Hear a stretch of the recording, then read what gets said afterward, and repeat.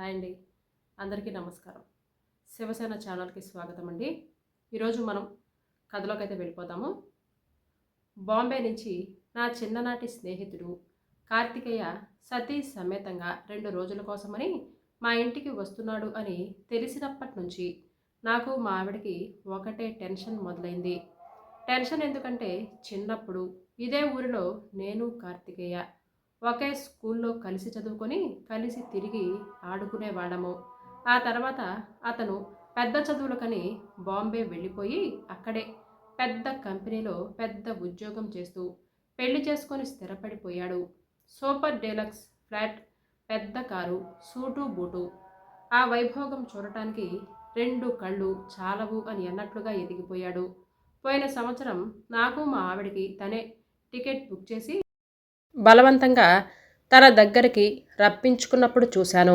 మా చిన్న ఊళ్ళో అతి చిన్న వ్యవసాయం చేసుకుంటూ సాదాసీదా జీవితాన్ని గడిపే నేను కార్తికేయ వైభోగాన్ని తలెత్తి చూసి మరింత వామనగా కుచించుకుపోయాను. నా భార్య పార్వతి కూడా అంతే. బోసి మెడను, మట్టిగాజుల చేతులను కప్పుకొని తిరగటానికి అవస్థలు పడింది. మొదట్నుంచి మాది సగటు కుటుంబమే. మా నాన్న ఓ సన్నకారు రైతు. ఒంటెద్దు బండిలా ఉండేది ఆయన సంసారం. అందులోనే వెసలుబాటు చేసుకుంటూ బిఏ దాకా చదివించారు. చెల్లాయికి ఊళ్ళో ఉన్నంత వరకు చదివించి గంతకు తగ్గ బొంతలాంటి సంబంధాన్ని తెచ్చి పెళ్లి చేశాడు. పార్వతి అంతే. ఒక అతి సామాన్యమైన కుటుంబంలో నుంచి కోడలుగా మా ఇంట అడుగుపెట్టింది. ఉన్నంతలో గుట్టుగా క్లుప్తంగా అతి సాధారణంగా గడిచిపోతుంది మా జీవితం. కార్తికేయ అలా కాదు. పుడుతూనే సంపన్నుల ఇంట పుట్టాడు. పెద్ద చదువులు చదివాడు. ఆర్థికంగా ఇంకా ఎదగటమే కాకుండా తనకంటూ ఒక హోదా కల్పించుకున్నాడు. అతని జీవితానికి నా జీవితానికి నక్కకు నాగలోకానికి ఉన్నంత తేడా ఉంది. అలాంటి కార్తికేయ 2 రోజులు అతిథిగా మా ఇంటికి వస్తున్నాడంటే మాకు ఆశ్చర్యం వేసింది. ఎందుకు వస్తున్నట్లు ఇప్పుడు? ఈ ఊళ్ళో కార్తికేయ గారి తండ్రి కట్టించినటువంటి ఇల్లు కానీ ఆస్తి పాస్తులు కానీ ఏమీ లేవు. పూర్తిగా బొంబాయి వాసైపోయాడు. కంపెనీ పనుల మీద పెద్ద పెద్ద పట్టణాలకు విదేశాలకు వెళుతున్నాడు. కానీ ఇలాంటి చిన్న ఊరిలో అతనికేం పనులుంటాయి? ఏమీ ఉండవు. కేవలం నా కుటుంబంతో గడపటానికి వస్తున్నాడంటే నమ్మశక్యం కావటం లేదు. ఇంటికి అతిథులు ఎవరైనా వస్తున్నారంటే ఆనందించే స్వభావం నాది, నా భార్యది. మాకున్నంతలో వాళ్ళకి ఏదో పెట్టి మనసారా మాట్లాడి మర్యాదలు చేసి సాగనంపటం మాకు బాగా అలవాటు. కానీ ఈసారి ఎందుకో కార్తికేయ వస్తున్నాడు అని అనగానే మా ఇద్దరికి టెన్షన్ మొదలైంది. ఏమండి, మీ ఫ్రెండ్ ఇల్లు ఎంత అందంగా విశాలంగా ఉంటుందో కదా. చూశాం కదా మనమిద్దరం. మరి మనం అంత వైభవంగా లేము కదా. ఈ 3 గదుల పాత ఇంట్లో ఎలా ఉంటారు వాళ్ళు? ఏదేదో ఊహించుకుంటూ వస్తున్నారేమో.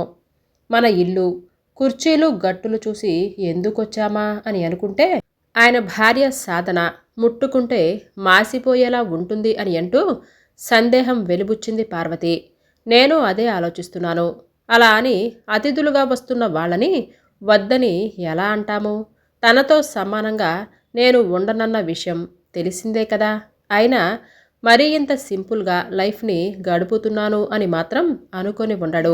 అయినా ఏం చేస్తాం? తనంతట తానుగా వస్తున్నాడు కనుక మనకు వాళ్ళని ఆదరించక తప్పదు అని అన్నాను. అది నిజమే. ఇంట్లో వంట సామాను బొటాబొటిగా ఉన్నాయి. అలాగే వెళ్ళదీస్తూ వస్తున్నాను. లిస్టు రాసిస్తాను. బజార్కెళ్ళి తీసుకురండి. డబ్బులున్నాయా? అవి కూడా బొటాబొటీగానే ఉన్నాయి. ఎక్కడైనా ప్రయత్నం చేసి తెస్తాలే. చేతిలో కూడా డబ్బుండాలి కదా. ఏమండి, చూడండి, ఆ కుర్చీలు చూడండి, రంగులు వెలిసిపోయి ఎంత అసహ్యంగా ఉన్నాయో. సోఫా సెట్టు కొనమంటావా ఏంటి? అంతొద్దులేండి.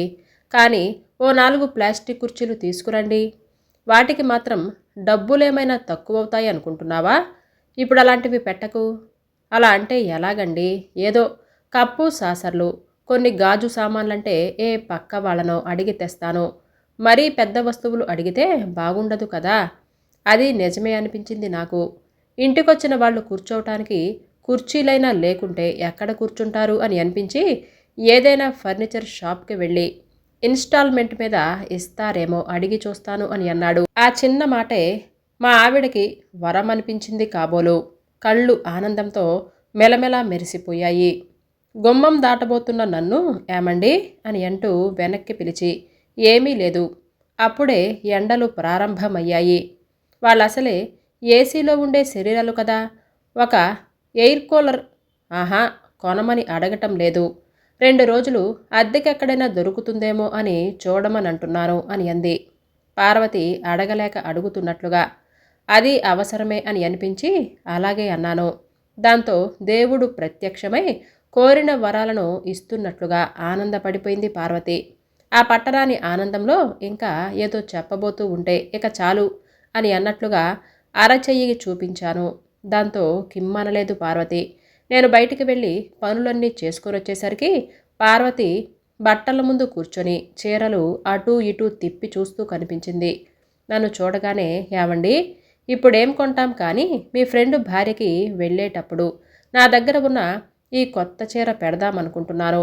మొన్న పండక్కి వెళ్ళినప్పుడు మా అమ్మ పెట్టింది ఉంది అని ఒక పూల చీర చూపిస్తూ. ఆమె అలాంటి చీరలు ఎందుకు కట్టుకుంటుంది అని అన్నారాయన ముఖం చిట్లించుకొని. కడుతుందని కాదండి, ఏదో ఫార్మాలిటీ. ఇద్దరూ వస్తున్నప్పుడు ఒకళ్ళకే ఎలా పెడతాం? మీ దగ్గర ఉన్న ప్యాంటు షర్టు పీసులు మీ ఫ్రెండ్కి పెడదామా అని అంది. నీ ఇష్టమన్నారు. ఏం చెప్పాలో అర్థం కాక. ఆ తర్వాత పార్వతి అన్నం వడ్డిస్తుంటే చూశాను. ఆ 2 చేతులకు 2 గిల్టు గాజులు దగదగా మెరవటాన్ని. నేనటు వెళ్ళగానే తను ఇటు వెళ్ళి తెచ్చుకున్నట్లుగా ఉంది. నేను ఇంటి ఖర్చుల కోసం ఇచ్చే 5,000 రూపాయలలో ఎలా దాస్తుందో కానీ మొత్తానికి ఏ పోపుల డబ్బాలోనో 2-3 వందలు ఎప్పుడూ ఉంటాయి. నెలాఖరులో వచ్చే అత్యవసర ఖర్చుల కోసం అప్పుడప్పుడు నాకు అప్పిస్తూ ఉంటుంది. భోజనాలు చేసి వారు మంచాల మీదకు చేరాక ఇద్దరి మనసులోనూ ఒకటే ఆలోచన, వాళ్ళకి పక్క ఏర్పాటు ఎలాగా అని. ట్యాక్సీ వచ్చి ఇంటి ముందాగిన శబ్దం. హడావుడిగా బయటికెళ్ళాం నేను పార్వతి. తెల్లటి పైజమాలో కార్తికేయ, కాటన్ షర్ట్ సల్వార్లో సాధన ట్యాక్సీ నుంచి దిగుతుంటే చూసి నేను ఆశ్చర్యపోయాను. పార్వతి కూడా వాళ్ళని అలాగే చూస్తూ ఉండిపోయింది. సూటు బూటులో అతన్ని, కాస్ట్లీ ఫ్యాన్సీ చీరలో ఆమెని మేము ఊహించుకున్నాము. నిజానికి ట్రైన్లో కంఫర్ట్గా ఉంటుందని అలాంటి డ్రెస్సు వేసుకున్నారేమో కానీ మొత్తానికి చాలా సింపుల్గా ఉన్నారు. హాయ్, హలో, బాగున్నారా వంటి పలకరింపులు అయ్యాక అందరం కలిసి లోపలికెళ్ళాం. వెళుతూనే వాళ్ళిద్దరూ మా ఇల్లు చూసి చాలా ఎగ్జైట్తో అంతా కలియ చూస్తూ, అబ్బా ఎంత బాగుందిల్లు, చాలా అందంగా ఉంది, ఇంటి చుట్టూ ఎన్ని చెట్లున్నాయి, ఎంత పెరడు, గాలి వెలుతురు చాలా చక్కగా వస్తున్నాయి అని సాధనంటే ఇంత ప్రశాంత వాతావరణం మనం బొంబాయిలో దొరుకుతుందా మనకు? సాధన, ఇక్కడుండే 2 రోజులు నీకెంత కావాలంటే అంత ఎంజాయ్ చెయ్యి, ఎలా ఉండాలనుకుంటే అలాగే ఉండు. భార్గవ నా బెస్ట్ ఫ్రెండ్, వాడేమీ అనుకోడు. పార్వతి కూడా వాడికి తగిన భార్యే. మొహమాటాలు సంకోచాలు ఏమీ లేకుండా ఏది కావాలంటే అది అడుగు అని అంటూ భార్యను మరింత ఉత్తేజపరిచాడు కార్తికేయ. మా ఇంట్లో వాళ్లకు అంతగా నచ్చిందేమిటో అర్థం కాక క్వశ్చన్ మార్క్ ముఖం పెట్టి మా ఆవిడ వంక చూశాను. ఆ సమయంలో తను కూడా బ్లాంక్ ఫేస్ పెట్టుకుంది. కూర్చోండి అని కొత్తగా కొన్న కేన్ కుర్చీలు గర్వంగా చెయ్యి పెట్టి చూపిస్తూ అన్నాడు భార్గవ. ఎక్కడ మాకు దొరకని ఒక వెరైటీ ఆనందం కోసం ఆవురావురమంటూ ఇక్కడికి వచ్చాము. మర్యాదలు, ఫార్మాలిటీస్ అంటూ మొదలుపెట్టి మాకు ఆనందాన్ని దూరం చేయకు అని అంటూ ఇదిగో ఇక్కడ కూర్చుంటాను. చల్లటి గాలి తిన్నగా గుమ్మంలోకి వస్తుంది. గచ్చు చల్లగా ఉంది అని అంటూ నేల మీద కూలబడిపోయాడు ప్రయాణ బడలికతో. కార్తికేయ, స్నానం చెయ్యండి అని అంది పార్వతి. సాధన తను భర్త కూర్చున్న చోటే నేల మీద కాలు చాపుకొని కూర్చొని ఎయిర్ బ్యాగ్లో నుంచి బట్టలు తీయటం మొదలుపెట్టింది. వేడి నీళ్లు పెడతానని పార్వతి అనగానే వద్దు, చన్నీళ్లే చేస్తాము అని అన్నారిద్దరూ ఒకేసారి. నేనైతే బావిలో నీళ్లు చేదుకొని బకెట్తో నెత్తిన గుమ్మరించుకుంటూ స్నానం చేస్తాను అని అన్నాడు కార్తికేయ. బాత్ టబ్లో స్నానం చేసే వాళ్ళకి అదేం కోరికో నాకు అర్థం కాలేదు. పార్వతి, ఈరోజు వంట ఏం చేస్తున్నావు అని అడిగాడు చనువుగా కార్తికేయ. నా భార్యని ఉద్దేశించి ఆలూ ఫ్రై, టొమాటో చట్నీ, సాంబార్ చేద్దామనుకుంటున్నాను. సాయంత్రం ఫ్రైడ్ రైస్ చేస్తానంది పార్వతి స్టైల్గా. అవేమీ వద్దు, తోటకూర పొడికూర చేసి పెసరపప్పు పచ్చడి చెయ్యి అని అన్నాడు. నాకు కంది పచ్చడి, చారు కావాలి. అవి రేపు చెయ్యండి. మీరు చేసేటప్పుడు నన్ను కూడా పిలవండి, నేను నేర్చుకోవాలి అని అంది సాధన. వాళ్ళ కోరికలు విని నవ్వుకుంటూ లోపలికెళ్ళింది పార్వతి. అద్భుతంగా ఉంది వంట. పచ్చడి రోట్లో చేసినట్లుగా ఉన్నారు. చాలా బాగుంది అని అన్నాడు కార్తికేయ భోజనాల దగ్గర. గడ్డ పెరుగు చాలా కమ్మగా ఉంది. మన దగ్గర ఈ రుచి రాదెందుకో అని అంది సాధన. అక్కడ అక్కడ ఏది బాగుంటుందని? ప్యాకెట్ పాలని అదరాబదరాగా కాగపెట్టి తోడేస్తాం. ఒక్కొక్కసారి అది కూడా చేయకుండా ప్లాస్టిక్ పెరుగు డబ్బాలు కొరేస్తాం. కష్టపడకుండా అన్నీ దొరుకుతాయి కదా అని రోటీ పాయింట్లో రోటీల కర్రీలు, పాయింట్లో కర్రీలు కొనేస్తే ఆ రుచి రమ్మంటే ఎలా వస్తుంది అని భార్యని ఉడికించాడు కార్తికేయ. ముందు గదిలో బల్లని అరేంజ్ చేసి మడిచి పక్కన పెట్టిన కుర్చీలను వేద్దాము అని నేను చేయబోయిన ప్రయత్నాన్ని అడ్డుకున్నాడు కార్తికేయ. వద్దు, హాయిగా పీట మీద కూర్చొని మీతో పాటే నేను కూడా భోజనం చేస్తాను అని అంటూ బాసపట్లేసుకొని కూర్చోబోయాడు. కానీ కాళ్ళు వంగలేదు. నువ్వు ట్రై చేయి అని అన్నాడు భార్యతో. ఆమె వల్ల కూడా కాలేదు. దాంతో ఇద్దరు పగలబడి పెద్దగా నవ్వుకున్నారు. చూసావా, టేబుల్ మీద అలవాటై మనకు కాళ్ళు మడవటానికి కూడా రావటం లేదు. కింద కూర్చోలేకపోతున్నాము. వాళ్ళిద్దరూ చూడు ఎంత చక్కగా కూర్చున్నారు. ఆ సిటీ అలవాట్లతో ఇంకొద్ది రోజులకు మన కాళ్లే కాక చేతులు, టోటల్ బాడీ కూడా ఎందుకు పనికిరాకుండా పోతున్నాయి. అలా కింద కూర్చొని అన్నం తినటం ఎంత మంచి ఎక్సర్సైజో, ఆరోగ్యానికి ఎంత మంచిదో తెలుసా అని కార్తికేయ అంటుంటే పదే పదే ప్రయత్నం చేసి మొత్తానికి భోజనానికి కింద కూర్చుండిపోయింది సాధన. కొంచెం కష్టమే అయినా ఇష్టంగా అలా కూర్చొని భోజనం చేశారు వాళ్ళిద్దరూ. సాయంత్రం అందరం కలిసి బయటికి వెళ్ళాం నడుస్తూనే. 4 బజార్లు తిరిగి వస్తూ గుడికి వెళ్ళి ఇంటికొచ్చాము. కలిసి కబుర్లు చెప్పుకున్నాం. నేను కార్తికేయ మెట్ల మీద కూర్చొని చిన్ననాటి సంగతులు చెప్పుకుంటుంటే సాధన, పార్వతి సన్నజాజి పందిరి దగ్గర నొలక మంచం వేసుకుని ముచ్చట్లు చెప్పుకుంటున్నారు. పార్వతికి మొదట్నుంచి బట్టల మీద ఎంబ్రాయిడరీ చేయటం, లేసులొలటం అంటే చాలా సరదా. మా ఇంట్లో దిండు గలేబీలు, కర్టెన్లు, టేబుల్ క్లాతులు అన్నీ ఆమె చేతి పని నైపుణ్యాన్ని చాటి చెబుతున్నట్లుగా ఇంటికొచ్చిన వాళ్ళని ఇట్టే ఆకర్షిస్తూ ఉంటాయి. సాధన కూడా వస్తూనే వావ్, వండర్ఫుల్, బ్యూటిఫుల్ అని ఆనందాన్ని, ఆశ్చర్యాన్ని వ్యక్తం చేసింది. వంటికద్దినట్లు ఉండే పార్వతి బ్లౌజులు చూసి అవి తనే కుట్టుకుంది అని తెలిసి నిజమా అని కళ్ళు విప్పార్చుకొని చూసింది.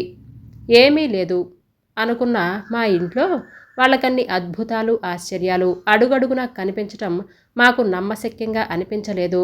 ఆ రాత్రి మా బెడ్రూమ్ వాళ్ళకిచ్చి మేము చాపలు వేసుకుని దూది పరుపులు మీద పడుకుందాము అని అనుకుంటూ ఉండగా వద్దు, అందరం మేడ మీదకి వెళ్ళి పడుకుందాం అని అంటూ చాపలు, పరుపులు చుట్ట చుట్టుకొని సంకన పెట్టుకొని సిద్ధమయ్యారు. మెట్లెక్కి పైకి వెళ్ళగానే టెర్రస్ మీద నిలబడి ఉంటే చేతికందేలా ఉన్న కొబ్బరి చిట్టాకులు, తెల్లటి వెన్నెల్ని చూసి మురిసిపోయాడు చిన్న పిల్లాడిలా కార్తికేయ. సాధనైతే అక్కడ బాగుంటుంది, వెళదాం, నువ్వురా అని మీరంటుంటే ఏమిటో అనుకున్నాను. సిటీలో పుట్టి సిటీలో పెరిగిన నాకు ఇవేమీ తెలియదు అని అంది చిన్న పిల్లల మురిసిపోతూ. నువ్వలా మాట్లాడుతుంటే మధ్యాహ్నం భోజన సమయంలో కందిపచ్చడి అన్నావు కదా, ఆ రుచి నీకెలా తెలిసిందో అని వాళ్ళు కన్ఫ్యూజ్ అయిపోతారు. అవి నేను నేర్పిన పాకశాస్త్ర బాటాలే అని చెప్పు అని అన్నాడు కార్తికేయ నవ్వుతూ. సమయాన్ని మర్చిపోయి చాలాసేపు కబుర్లు చెప్పుకున్నాం. అర్ధరాత్రి దాటిన తర్వాత ఆ చల్లటి గాలికి మేమందరం మాకు తెలియకుండానే నిద్రలోకి జారుకున్నాం. ఆ మర్నాడు ఎంత మంచి ఆప్తులండి వీళ్ళు, రేపు వెళ్ళిపోతారంటే చాలా బాధగా ఉంది అని అంది పార్వతి అభిమానంగా. అవును, చాలా సరదా మనుషులిద్దరూ. ఈ 2 రోజులుగా స్వర్గంలో ఉన్నట్లుగా ఉంది మాకు అని అన్నాడు కార్తికేయ. పార్వతి సాధనకు చీర పెట్టింది. తను చేతి పని చేసిన కర్చీఫ్లు, బ్లౌజ్ పీసులు ఆదరంగా ఇచ్చింది. మీ ఫ్రెండ్కి మీరివ్వండి అని అంటూ ప్యాంటు షర్టు పీసులు నాకివ్వబోతే వాడికివ్వటానికి సిగ్గనిపించి సాధనకు చీర ఇస్తున్నప్పుడే ఆ కవర్లోనే ఇది కూడా పెట్టి తన చేతికివ్వమన్నాను. ఆ మాటలు అంటున్నప్పుడు వాళ్ళిద్దరూ ఇక్కడికొస్తున్నప్పుడు మా కోసం తెచ్చిన కాస్ట్లీ గిఫ్ట్స్ మా కళ్ళ ముందు మెదిలాయి. బాధగా వాళ్ళకి వీడ్కోలు చెప్పాము. భారంగా వాళ్ళు వెళ్ళిపోయారు. వాళ్ళని పంపించి ఇంట్లోకొచ్చిన మాకు ఇల్లంతా వెలితిగా నిశ్శబ్దంగా అనిపించింది. కార్తికేయ వచ్చి వెళ్ళిన 4 రోజులకి నాకు వాడి దగ్గర నుంచి ఒక ఉత్తరం వచ్చింది. ఫోన్లు ఈమెయిల్స్ల కాలంలో ఈ ఉత్తరం ఏమిటి అని ఆశ్చర్యపోయాను నేను. మా ఆవిడ పార్వతి నా వెనకే నిలబడి నా భుజాల మీదుగా తెరిచిన ఉత్తరంలోనికి తను కూడా దృష్టి సారించింది. ప్రియ భార్గవ మిత్రమా, 2 రోజుల నీ ఆతిథ్యాన్ని స్వీకరించి మేము ఇంటికి తిరిగొచ్చాక ఇంకా ఆ అనుభూతి మమ్మల్ని వెంటాడుతూనే ఉంది. ఎన్నాళ్ళు ఏదో మిస్ అయ్యాము అన్న బాధ మమ్మల్ని దారి పొడుగునా వేధిస్తూనే ఉంది. ఆ వాతావరణం, ఆత్మీయత, అభిమానం మమ్మల్ని కట్టి పడేశాయి. ఇక్కడ పొద్దున లేచినప్పటి నుంచి రాత్రి పడుకోబోయే వరకు అడుగడుగునా కనిపించే కృత్రిమత్వం, యాంత్రికత తెచ్చిపెట్టుకున్న ఆడంబరాలు, అట్టహాసాలు, ఫాల్స్ ప్రెస్టేజ్లు, వీటి మధ్య బందీలమై ఊపిరాడనంత ఉక్కిరిబిక్కిరయ్యాం. మాకు కొత్త ప్రపంచం ఈ ఇల్లు. ఇంతకుముందు అక్కడ నాన్న దగ్గర ఉన్నప్పుడు కూడా అదే జీవితం, ఇప్పుడు అదే జీవితం. కాకుంటే బాగా డబ్బు పెరిగి ఇప్పుడు మరింత బందీలమయ్యాము అంతే. థ్యాంక్స్ రా భార్గవ, నీకు ఎలా కృతజ్ఞతలు చెప్పాలో అని అనుకోకుండా ఈ రోజుల్లో అందరూ మర్చిపోయిన ఉత్తరం గుర్తుకొచ్చి ఇలా చెప్పాలనిపించింది మనస్ఫూర్తిగా. మన భావాలను వ్యక్తం చేయటానికి మన భాష, మన చేతిరాత కన్నా అనుభూతి ప్రధానమైన మరేమిటుంటుంది? మరో విషయంరా భార్గవ, ఇలా రాస్తున్నందుకు ఏమీ అనుకోకు. ముక్కుసూటిగా మిత్రుడితో కాక మరెవరితో మాట్లాడగలం? మరేమీ లేదురా. అంతటి అందమైన, స్వచ్ఛమైన జీవితం గడుపుతున్న మీలోనూ చంద్రుడిలో మచ్చల నేనొక చిరులోపాన్ని చూశాను. నా స్నేహితుడు నా ఇంటికి వస్తున్నాడని ఆనందంతో, పరిపూర్ణ మనసుతో నీకు నువ్వులా నన్ను అభినందించకుండా కొంత తెచ్చిపెట్టుకున్న తనాన్ని ప్రదర్శించావు నువ్వు.